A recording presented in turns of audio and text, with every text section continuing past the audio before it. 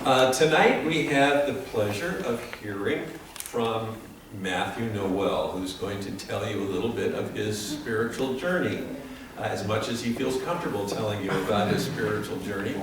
I've known Matthew since he was in the junior high choir, and probably was aware of him before that time as well, but he's somebody who basically has grown up here in many ways and then went over to the university. So I'm going to let him tell you his story. Will you encourage him as he comes?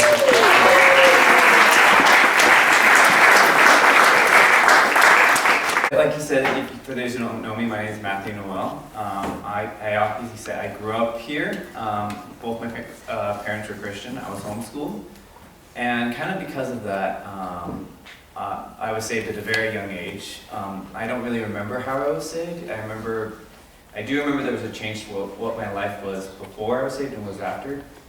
But I do remember that the change that God put in my life and how He just made me a better person, how I no longer desire to sin. Kind of because of that, imagine a kindergartner who's very legalistic. That was me. I would literally judge my friends based on how Christ-like they were, and be like, if they didn't meet my standards, I was like, nope, you can't be friends with me. I'm gonna find someone else. Yeah, it was bad. Sophia remembers. I was like that for the longest time until God put someone in my life where He kind of taught me to find the points to enjoy life and also to find the people who can help me grow despite the fact we're both sinners. And I'm still friends with that guy to this day. Love with all my heart. I'm so glad God put him into my life. Growing up, I was homeschooled, so I didn't really know any non-Christians, and because of that, I didn't really have an assurance of faith.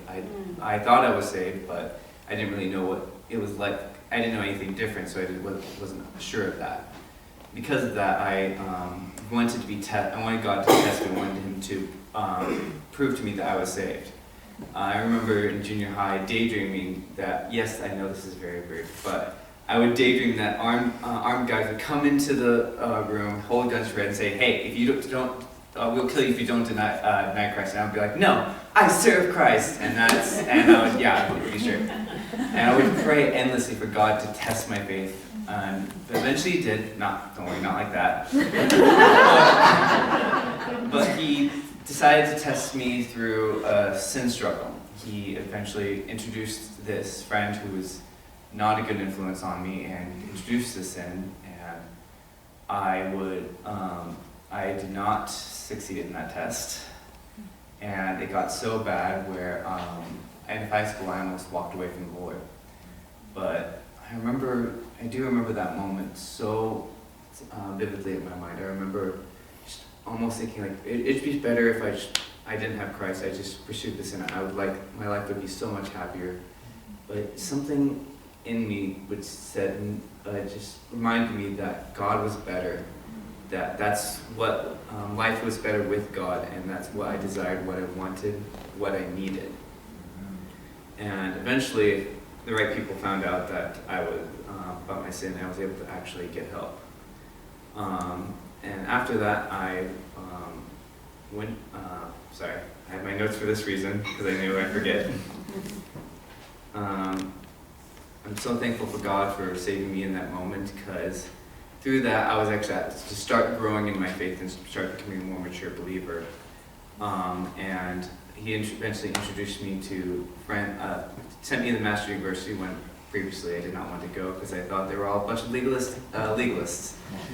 So, and He showed me wrong in that. He put me in the music department exactly where I needed to be. He put the right friends into my life that would help. I would eventually be able to trust them and tell them my sin and be able to actually hold me accountable.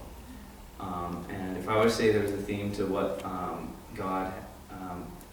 my life is, that God puts the people in your life that will help you grow. And relying on Him doesn't mean you're relying on Him any less. Relying on Him means you're trusting Him more, that He is making the right decisions. So, yeah. Thank you, Matthew.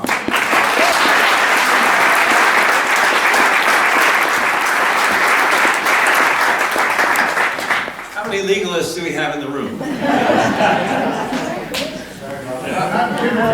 There's- as far as you know.